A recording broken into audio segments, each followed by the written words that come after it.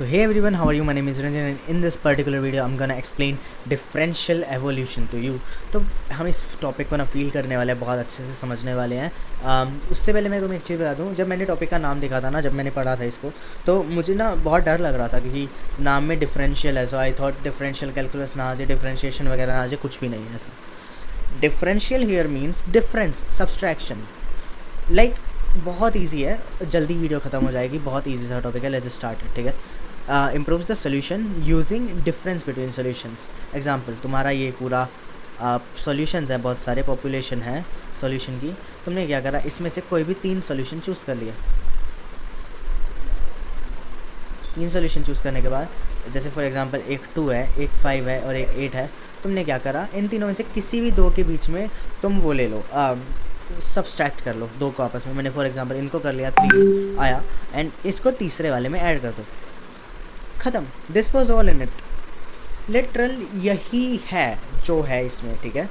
एक ही ऑपरेटर है, ऑपरेशन है सब्सट्रैक्शन का। For example real life analogy पे जाते हैं इस डिफरेंशियल एवोल्यूशन की। तुम्हारे दोस्त हैं 3, तुम दोस्त हो। फ्रेंड ए 2 घंटे पढ़ रहा है, फ्रेंड बी 5 घंटे पढ़ रहा है, फ्रेंड सी 8 घंटे पढ़ रहा है। यही मैंने यहाँ लिखा है, फ्रेंड ए 2 घंटे पढ़ रहा है, बी 5 घंटे पढ़ रहा है, सी 8 घंटे पढ़ रहा है। इन दोनों में से किसी 2 के बीच में डिफरेंस निकाल लो। फॉर एग्जाम्पल मैंने इन दोनों का डिफरेंस निकाला जो कि 3 आया, और 3 को इसमें ऐड कर दो। This will be your new solution, जो कि हमारा नया सोल्यूशन 11 आया। इस 11 को डाल लो क्वेश्चन में एंड तुम्हारा नया फिटनेस वैल्यू आ जाएगा। बस चेक कर लो कि ये क्या, ये पिछले जो बेस्ट सोल्यूशन है, जैसे फॉर एग्जांपल 8 था, उससे बेटर है या नहीं है। ऑब्वियसली उससे बेटर है। 8 घंटे पढ़ के तुम जितने नंबर लाओगे, 11 घंटे पढ़ के उससे ज़्यादा ही लाओगे ना। Easy, you created a new better strategy, ख़त्म, ठीक है। बेसिक टर्मिनोलॉजीज पे आ जाता है। इस पर target vector is current solution, जिसके अंदर तुम ऐड करने वाले हो। इस केस में टारगेट वेक्टर क्या है, ये, this is target vector, easy. Donor vector is new candidate solution. These are 2 solutions, कोई भी वेक्टर है, इनका सब्सट्रैक्शन से जो सोल्यूशन आया, this is the donor vector, जो हम डोनेट कर रहे हैं। ये डोनर वेक्टर है जो डोनेट हो रहा है, 3। इन दोनों का एडिशन इज ट्रायल वेक्टर, 8 + 3 जो कि 11 आया, ये वाला। This is trial vector. क्या देखा हमने, टारगेट वेक्टर जो असली वैल्यू है पुरानी, डोनर वेक्टर जो हमने ऐड करना है, trial vector is the new solution, ठीक है। सो पॉपुलेशन सेट ऑफ सोल्यूशन, ये तो तुम्हें पता ही है, ये सारा पॉपुलेशन है हमारा, ठीक है। अब इसकी वर्किंग कैसे करती है, एक बड़ी एल्गोरिदम, ठीक है, एल्गोरिदम है ये इसका। सबसे पहले इनिशियलाइज करती है हमने पॉपुलेशन सेम। म्यूटेशन का मतलब क्या है, चेंजेस का आना। चेंजेस लाने कैसे हैं, स्टार्ट कैसे करना है, this is what we call mutation. Create donor vector, तुमने क्या करा, तुमने इन दोनों से चेंजेस करके तुमने नया वेक्टर बना लिया। 2 और 5 में म्यूटेशन डाल दी। म्यूटेशन मीन्स चेंज करना कुछ, उससे तुम्हारा नया वेक्टर आ गया जो कि 3 है, that is donor vector.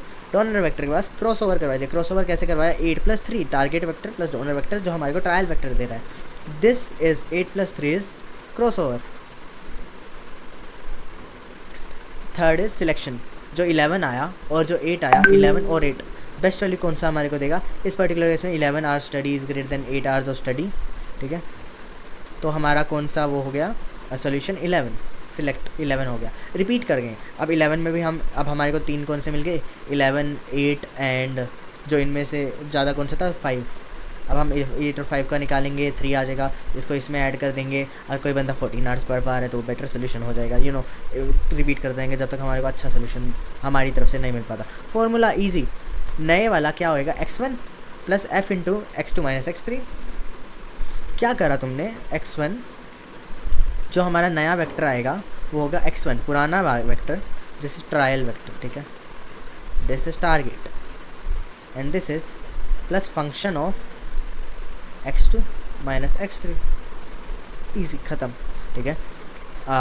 F is scaling factor. Scaling factor का मतलब क्या है, यहाँ पर ज़रूरी नहीं है तुम्हारा हर बार ही पूरा ऐड हो। कुछ केसेस ऐसे होते हैं जब तुम्हारा स्केलिंग वेक्टर वैल्यू लाता है। जैसे फॉर मैं तुम्हारे को समझाने के लिए अगर मैं लिखूँ, इसको कहते हैं explain scaling vector usages in a real life analogy, ठीक है। तो स्केलिंग फैक्टर तुम्हारा काम क्या करता है, जो डिफरेंस आएगा ना वो तुम्हारा ज़रूरी नहीं है पूरा ऐड हो वो सकता है कम ऐड हो, तो that is what scaling factor वो करे। फॉर एग्जांपल 3 7 10 तुम्हारा 3 और 7 के बीच में डिफरेंस 4 आ गया 4। अब तुम्हारा स्केलिंग फैक्टर है कि तुम इतना ज़्यादा इंक्रीज़ नहीं करना चाहते, 4 घंटे अगर मैं एक्स्ट्रा पढ़ लूँगा तो अच्छा है, बट हर एक की कैपेसिटी नहीं होती, तो स्केलिंग फैक्टर उस वैल्यू को थोड़ा कम कर देगा, ठीक है। यही एग्जांपल रहा। अगर तुम अच्छा मीडियम पढ़ सकते हो तो 4 इंटू 0.5 आ जाएगा, और तुम पूरा ही पढ़ सकते हो अच्छे से फुल 4 आवर्स तो तुम्हारा 4 हो जाएगा, ठीक है। This was for the scaling factor वाला सारा सीरीज़, ठीक है। एल्गोरिदम पे एक बारी हम आ जाते हैं। सारा एल्गोरिदम मैं तुम्हें एक बारी एक्सप्लेन कर चुका हूँ, फिर भी देख लेते हैं, बता देता हूँ। स्केलिंग फैक्टर आने के बाद तुमने क्या करा, x1 x2 x3 5 8 3 ले लिए, स्केलिंग फैक्टर 0.5 दे दिया तुम्हें।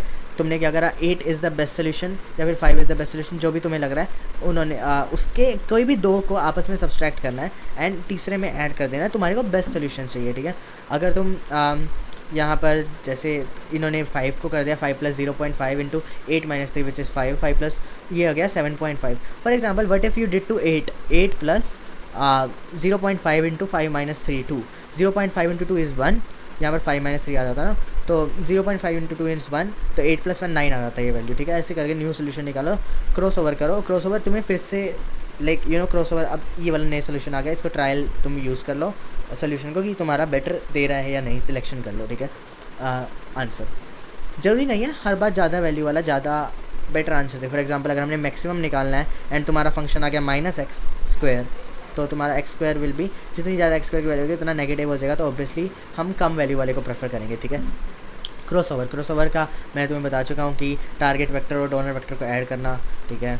सिलेक्शन बेस्ट फाइंड करना, ये भी मैं तुम्हें बता चुका हूँ। एल्गोरिदम एक बार फिर से बता देता हूँ। इनिशियलाइज़ करा हमने पॉपुलेशन को, टारगेट वेक्टर को हमने ईच टारगेट वेक्टर के लिए करते हैं हम, ठीक है। लाइक ट्रायल, अगर जो हमारा वैल्यू आया उसको हम ट्राई करते हैं हर तीनों के लिए निकालने के, जो भी बेस्ट वैल्यू होती है उनको हम ले लेते हैं, लाइक हर एक के लिए निकालेंगे। 8 + 3 के लिए, जैसे इस पर्टिकुलर केस में हमने 8 के लिए निकाला इन दोनों से, तो हम 2 के लिए भी निकाल सकते हैं, 5 और 8 से, 5 के निकाल सकते हैं 8 और 2 से, जो भी हमारे को बेस्ट आएगा उसको हम सोल्यूशन ले लेंगे और रिपीट कर लेंगे स्टॉपिंग कंडीशन तक, या फिर हमारे को जब तक हमारे को बेस्ट सोल्यूशन अपने हिसाब से नहीं मिलता। तीनों के लिए किसी के लिए भी कर सकते हैं, प्रेफर्ड रहेगा तीनों के लिए करके दिखा दो, तो लाइक एक मिनट का काम है तीनों के लिए मिलकर करना।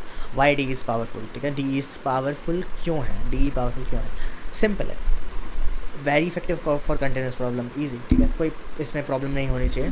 Fast convergence, you don't have to actually, mutation genetic algorithm की तरह नहीं है कि तुम्हें बार बार नई वैल्यू जनरेशन चलती जा रही है, म्यूटेशन हो रहा है, जनरेशन चल रही है, म्यूटेशन हो रहा है, ऐसा नहीं है। पैरामीटर्स बहुत कम है, क्या ही पैरामीटर्स है, लाइक फंक्शन है, टारगेट वेक्टर, डोनर वेक्टर और ट्रायल वेक्टर जो तुम्हारा बन रहा है, पैरामीटर्स तो है ही नहीं ना, फंक्शन ही हो रहा है मेनली पैरामीटर, ठीक है। नीड प्रॉपर पैरामीटर ट्यूनिंग, यहाँ पर तुम्हारे को पैरामीटर ट्यूनिंग प्रॉपर चाहिए। फॉर एग्जांपल इसको मैं तुम्हें समझाता हूँ इस पर्टिकुलर चीज़ से। अगर तुमने जैसे मान लो हमने जहाँ यहाँ पर 8 + 3 करा, साइंस के हिसाब से चलता है 8 + 3 आवर्स ऑफ स्टडी करा, ठीक है, 11 आया। द थिंग इज साइंस के हिसाब से हमारा ग्राफ ऐसे चलता है स्टडी का। For example I am just taking example, 9 hours of study पे तुम्हारा मैक्सिमम, या 9.5 आवर्स ऑफ स्टडी पे तुम्हारा मैक्सिमम एफिशिएंसी मिल रहा है, उसके बाद का टाइम तुम्हारा कुछ काम हो ही नहीं पा रहा ज़्यादा। सो बेस्ट क्या है, 9.5 आवर्स पढ़ना ना। अगर तुमने यहाँ पर 3 जो तुम्हारा डिफरेंस आया उसके साथ जो तुम्हें फैक्टर लेना था वो तुमने 1 ले लिया, तो 11 आ गया, ठीक है। दैट कैन एक्चुअली, तुम्हारे को इस पर्टिकुलर केस में कुछ लॉस नहीं है, लेकिन हो सकता है लॉस भी हो जाएगा। मान लो तुमने x - 3 का होल स्क्वायर रखा, तुम्हारे को मिनिमाइज़ करना है, तो अगर तुम 3 से थोड़ी वैल्यू भी, अगर तुम्हारा पहली वैल्यू 1 है एंड 3, अब तुमने नई वैल्यू 4 कर दी, 4 पे ओब्वियसली ये मिनिमाइज़ नहीं होगा, ठीक है, 3 पे ये मिनिमाइज़ होता, तो हमारे को ये वैल्यू ऐसे रखनी है कि ये 4 तक ना पहुँचे, 3 के अराउंड आके रुक जाए। So this is parameter tuning, कि तुम्हारे को पैरामीटर्स की वैल्यू ना ज़्यादा स्मॉल रखनी है, 1 से स्मॉल रखी तो क्या पता वो 2 तक ही पहुँच पाए, अगर ज़्यादा रख दी तो वो 4 तक पहुँच जाएगा। तुम्हारे को मिडल में रखनी है ताकि तुम्हारा 3 जो तुम्हारे को बेस्ट सोल्यूशन है वो मिल पाए, ठीक है।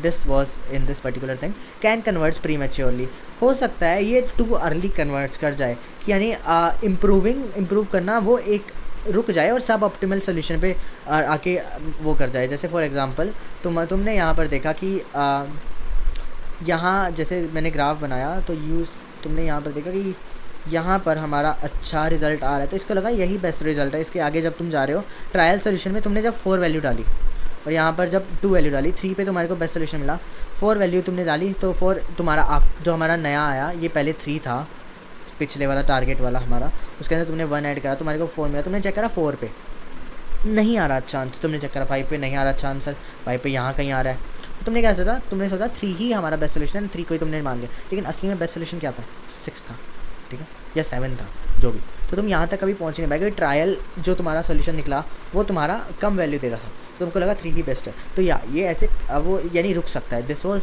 लाइक द बेसिक्स, सारा जो हमने कवर कर लिया, तुम्हारे को इंट्यूशन समझ में आ गया होगा क्या था इसका सारा। हम अब बात करेंगे एप्लीकेशंस ऑफ डी की। एप्लीकेशंस हर तुम्हें बता रखा है, एमएल हर जगह आ जाएगा, न्यूरल नेटवर्क हर जगह आ जाएगा, इन सब जगह पर आता है। एमएल में न्यूरल नेटवर्क्स में यूज़ होता है, पैरामीटर ट्यूनिंग में यूज़ होता है, इसके अलावा तुम लिख सकते हो जो तुम्हारा रूट ऑप्टिमाइजेशन होता है अमेजोन वगैरह की डिलीवरी वगैरह का, उसमें यूज़ होता है। स्विगी जोमेटो वगैरह भी यूज़ करते हैं आजकल, इन सब में यूज़ होता है। फाइनेंस में लिख सकते हो, पोर्टफोलियो ऑप्टिमाइजेशन में यूज़ होता है। हर एक ऑप्टिमाइजेशन टेक्निक इन सब में यूज़ होती है। अगर तुमने मेरी जीए की वीडियो देखी है, पीएसओ की वीडियो देखी है, डीई की वीडियो तुमने ये देख ली, तुम यहाँ से इस टेबल को कंपेयर कर सकते हो। देयर इज़ नथिंग ऐसा कुछ इसमें रॉकेट साइंस जैसा, तुम खुद ही पढ़ो, समझ आ जाएगा, बेसिक है सारा, ठीक है। If you like this video, तुम्हारे मन में कोई भी डाउट हो पहले तो कमेंट सेक्शन में मेरे से पूछ लो, I will reply to your doubt via our voice note, अच्छे से एक्सप्लेन करते हुए, ताकि तुम्हारा डाउट क्लियर हो जाए। एंड उसके अलावा if you really like this video, इस वीडियो को लाइक कर दो, चैनल को सब्सक्राइब कर दो, एंड अगली वीडियोज़ भी देखते रहना यार। मैं ट्राई करूँगा एक अच्छा पोर्शन ऑफ सिलेबस कवर कर दूँ। सो या watch you in the next video, तब तक के लिए बाय बाय।